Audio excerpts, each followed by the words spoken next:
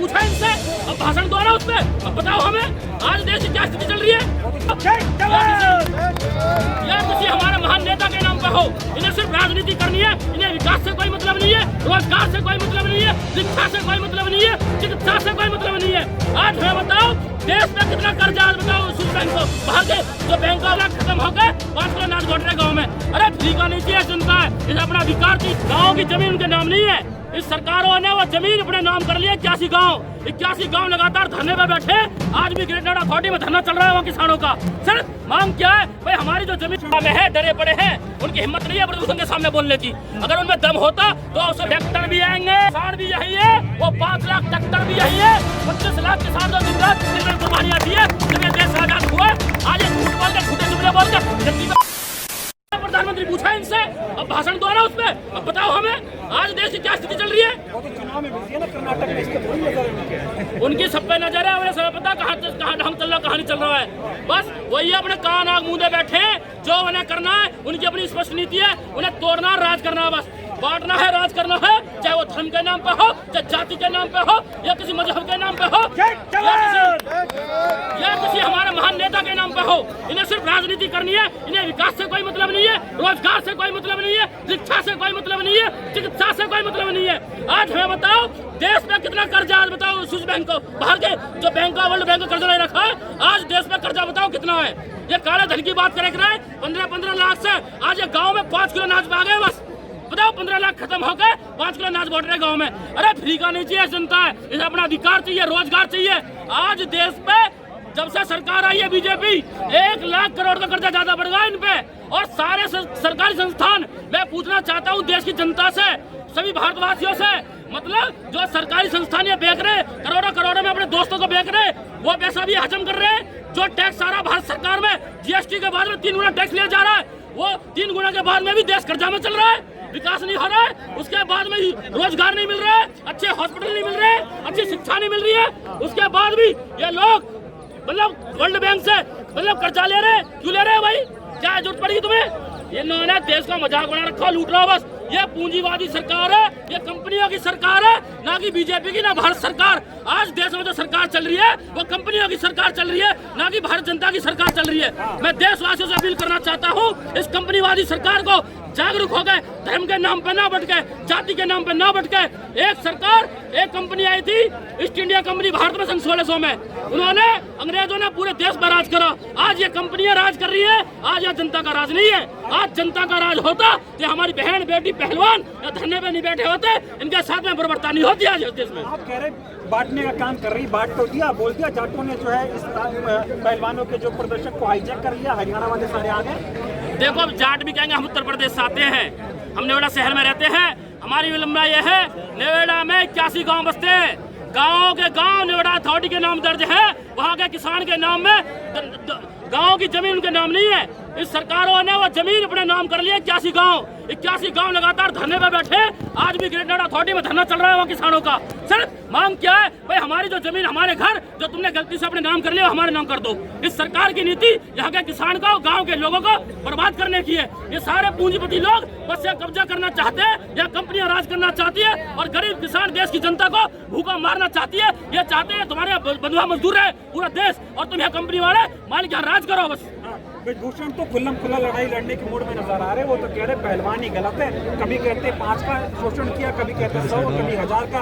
अब तो अश्लील बयान भी दे रहे, बोले शिलाजीत की रोटी थोड़ी खाता हूँ। हम ये कह रहे हैं ब्रिजभूषण मंत्री से, भाई तुम सही हो, ईमानदार हो, ठीक हो, तो अपने सामने हो ना, जाओ भाई जो भी कार्रवाई हो एक आम आदमी की तरह मुझ पर कार्रवाई करो, मैं तैयार हूँ। इनके भी स्टेटमेंट और हमारे भी लो, जो सच्चाई है न्यायपालिका न्याय करेगी उसमें। आप कम से कम अपना वक्त तो सही रखो, एक मानवता तो रखो, एक बेटी के लिए, एक महिलाओं के लिए तुम्हारे अंदर मानवता ही नहीं है। क्या बोलोगे तुम बताओ, इस तरह की भाषा का यूज करते हो आप, भाई पहलवान ये कर लिया वो कर लिया। अरे कम से कम मानवता अंदर होनी चाहिए। और सबसे बड़ी बात यह है, इस देश में जो पूंजीवादी सरकार चल रही है, जो कंपनियों की सरकार चल रही है, आज प्रधानमंत्री मोदी जी कभी कह रहे मैं गरीब के घर से आता हूँ और चाय बेच कर गुजारा करा, आज वो गरीबी कहाँ चली गई बताओ हमें। आज आज देश के हालत बता दो ना।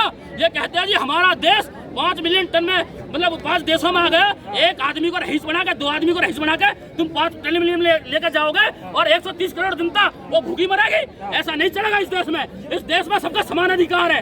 इस देश में अमीरों के लिए अलग कानून हो गया, गरीबों के लिए अलग कानून हो गया। इस सरकार में यही चल रहा है। संविधान एक है, देश एक है, तो कानून भी एक होना चाहिए। FIR अगर दर्ज हुई है तो गिरफ्तारी होनी चाहिए थी, या फिर कानून ये होना चाहिए था, कानून ये बनाओ भाई FIR के बाद में गिरफ्तारी नहीं होगी। चाहे जब कानून जो है उसके हिसाब से देश चलना चाहिए, अन्यथा ऐसा बिल्कुल भी नहीं बर्दाश्त किया जाएगा।